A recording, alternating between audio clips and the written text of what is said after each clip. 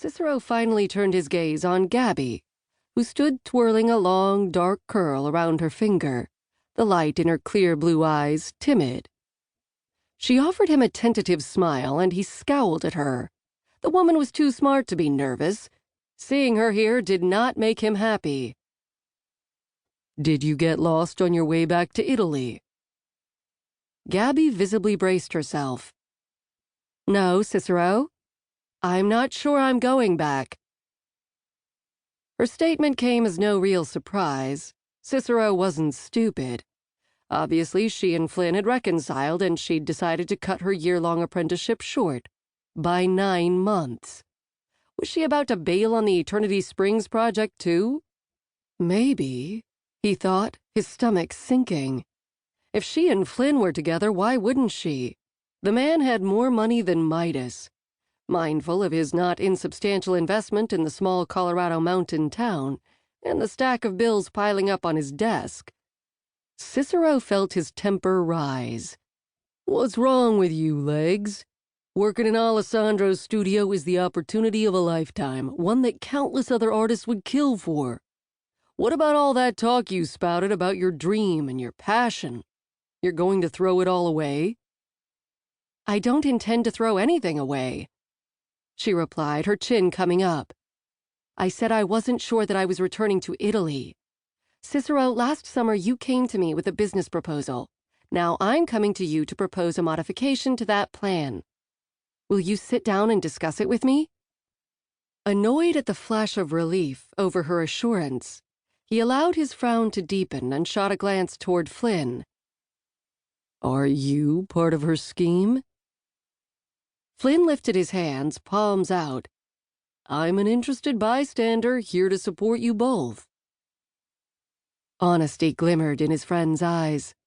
So Cicero hooked his thumb toward the small room off the studio where an old gray metal desk and 2 ratty chairs sat piled high with paper. To Mitch, he said, "I need you to shift the Valentine's Day goblets for Beachcomber's gifts to the top of your work list." "Really?" Surprise glinted in the young man's brown eyes. "I delivered a dozen of them last week." "Yeah, well, yesterday a 7-year-old went on a rampage in the shop." "Oh, man," Mitch exclaimed, the Caribbean strong in his voice. "Kids are such a—" His words trailed off when he noted the pain in Cicero's expression. "Wait, was it—" "Keenan, his 7-year-old menace of a nephew."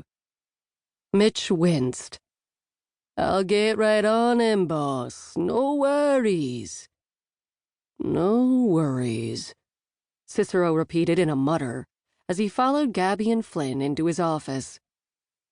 He cleared a stack of manila folders off a chair so Gabby could sit, then opened the small refrigerator and pulled out bottles of water. He tossed one to Flynn, another to Gabby, and took one for himself, before clearing off the chair behind the desk and taking a seat.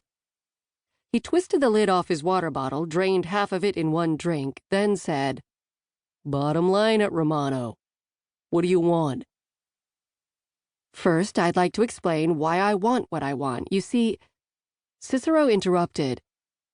"It's the middle of a workday, and I have an appointment at 2. I don't have time for explanations. Cut to the chase, Gabriella."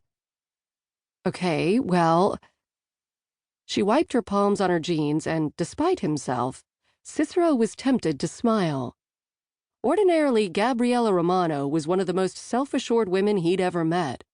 The only other time he'd seen her like this, she'd been working up the nerve to ask him to teach her to blow glass.